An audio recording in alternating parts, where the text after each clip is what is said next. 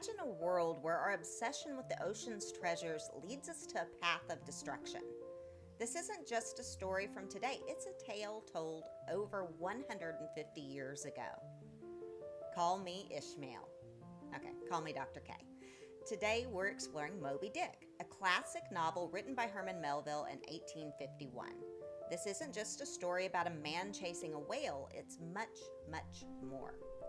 In Moby Dick, Melville didn't just write about the adventures of a whaling crew, he unknowingly painted a picture of our complex relationship with nature.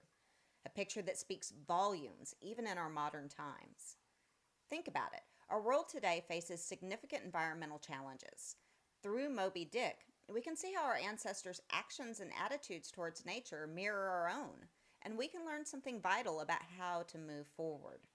So, let's set sail into this epic tale and uncover the hidden environmental messages that Herman Melville left for us to find. Let's go back in time to the 1800s, the setting for Moby Dick.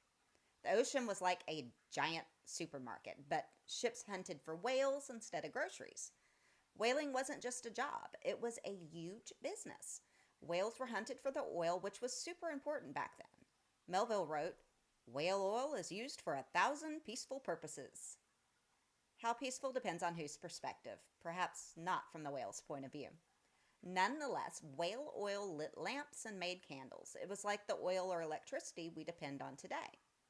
Imagine this, no electricity, no gas for cooking or heating. Whale oil was the answer to many needs. And so men took to the seas, hunting these giant creatures for years. But this wasn't an easy job. It was dangerous, and the seas were unpredictable. Yet the demand for whale oil kept the ships sailing and the industry booming.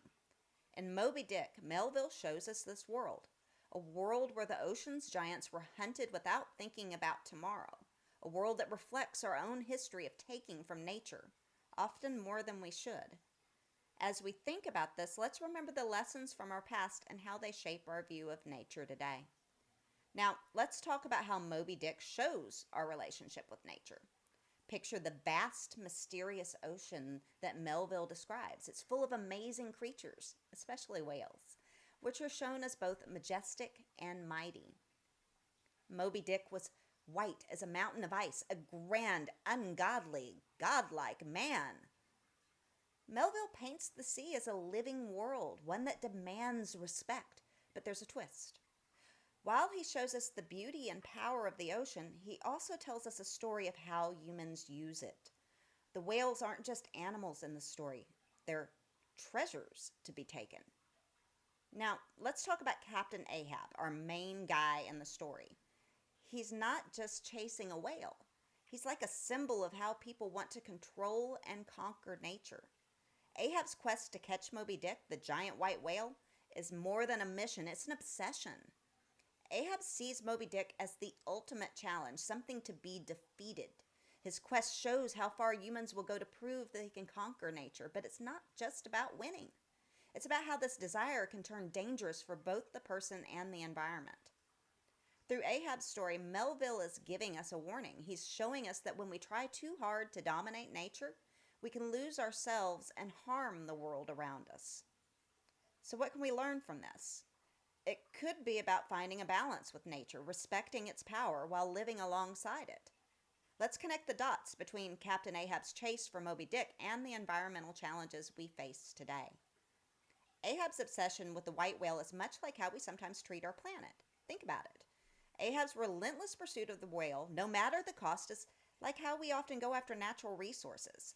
We cut down forests, pollute oceans, and chase after more and more, like Ahab chased the whale. Ahab's journey in the novel shows us what can happen when we don't consider the consequences of our actions on nature. It's a story from long ago, but it's like Melville warned us about what could happen if we don't care for our environment. Melville might not have known about things like climate change or pollution, but his story of Ahab and Moby Dick hints at a bigger truth.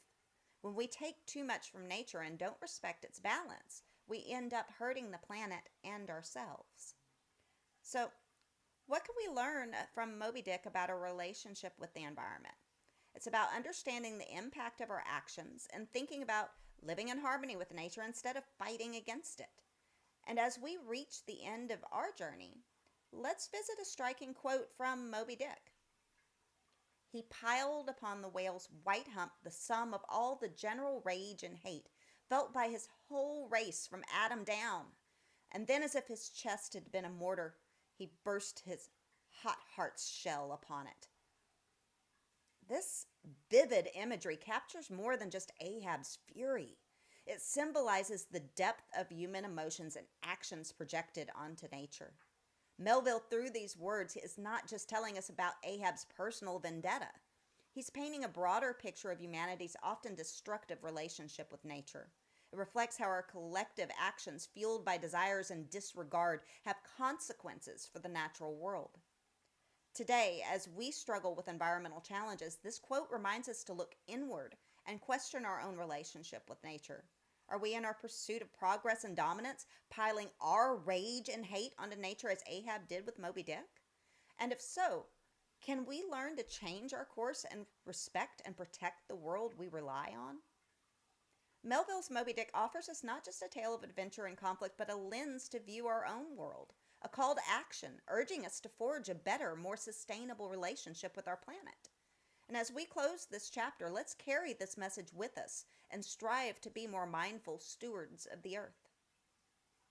Thank you so much for joining me on this exploration of Moby Dick and its environmental themes. And if you have thoughts, questions, or insights, please share them in the comments below. I'd love to hear your perspectives. And don't forget to subscribe for more videos like this. Stay tuned for our next adventure into the world of literature and the lessons it holds for us today. And check out this video in the meantime.